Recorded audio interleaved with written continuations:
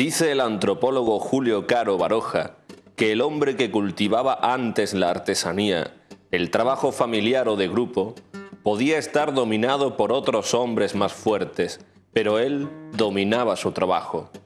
Hoy no es así. Hoy el trabajo le domina fatalmente. Hablar de artesanía supone entrar en un terreno equívoco, donde suelen mezclarse conceptos muy distintos. El artesanado anterior a la revolución industrial era un grupo social muy amplio, con unos oficios bien delimitados y agrupados en gremios de importancia reconocida. Las dudas han surgido después, cuando estas actividades han desaparecido, sustituidas por las industriales, o se han modificado al apartarse de los métodos o técnicas que les fueron propios durante siglos, o perder sus usos originales los objetos producidos en sus talleres, para quedar en muchos casos restringidos al mero aspecto decorativo. No obstante, son muchos los oficios artesanales que aún subsisten, más o menos apegados a la tradición, y Lucena cuenta con algunos claros ejemplos de ellos, que luchan en este inicio del siglo XXI por mantener unos conocimientos, técnicas y formas heredados de una tradición que en algunos casos se remontan a la noche de los tiempos. Uno de los mejores ejemplos de ello es el arte de la tinajería. Aunque todavía el oficio de tinajero se mantiene gracias al amor y a la tenacidad de alguna familia de artesanos, el viejo arte de la tinajería se encuentra en los momentos finales de una larga decadencia. Las fuentes documentales del siglo XVI ya ponían de manifiesto la existencia de grandes alfares en el llamado llano de las tinajerías, la fabricación y exportación de tinajas, apreciadísimas por su calidad, puede considerarse como la primera industria local durante al menos 3 siglos, siendo por ello celosamente protegida por el concejo mediante la exención de determinados impuestos. Esta industria se mantuvo pujante durante siglos, hasta casi la mitad del XX, en que debió batirse en retirada ante materiales más baratos y menos frágiles. Con similares materiales y el mismo celo, se conservan los últimos talleres alfareros locales gracias a familias como los Granados o los Sartén, pero la tradición del barro se remonta siglos atrás. El descubrimiento de varias factorías alfareras del siglo I después de Cristo en las inmediaciones de Lucena pone de relieve una dedicación secular de los lucentinos a esta venerable industria. De la Edad Media ha quedado en las piezas actuales la influencia árabe, indudable en la tipología de las viejas piezas y en el tratamiento de vidriado de los utensilios elaborados en los alfares lucentinos.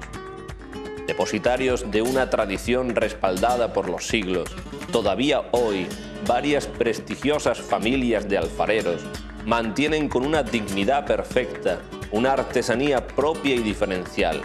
bella en sus formas y en sus vidriados, de la que Lucena se siente orgullosa y que hunde sus raíces en la Edad Media en forma de orzas, lebrillos, alcarrazas o jarras, cántaros, fuentes, tornillos, botijas o perulas. Una tercera rama de artesanos locales, que aún hoy se mantiene viva, es la del bronce, que ha encontrado en la orfebrería religiosa una vía de pervivencia para llegar a nuestros días con una envidiable vitalidad.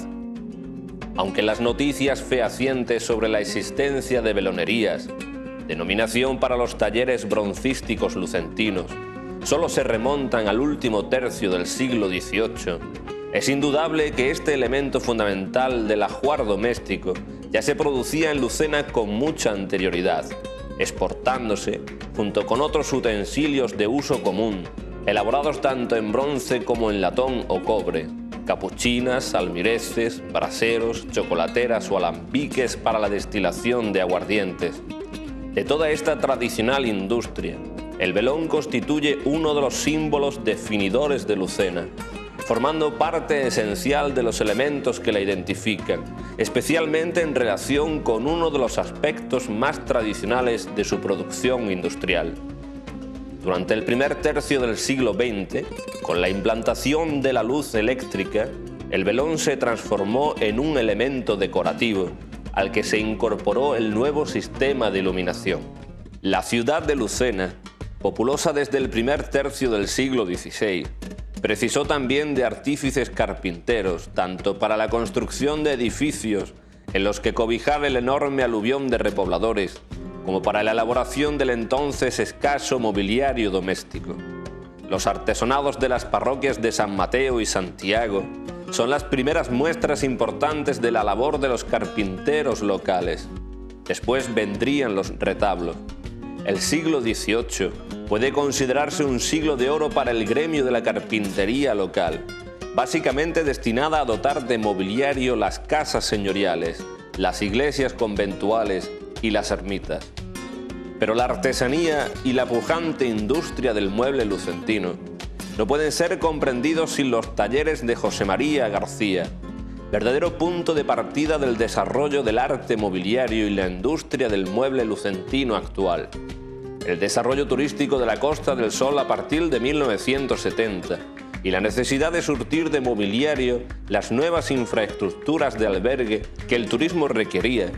constituyeron el poderoso impulso que la industria lucentina de la madera precisaba para su despegue definitivo.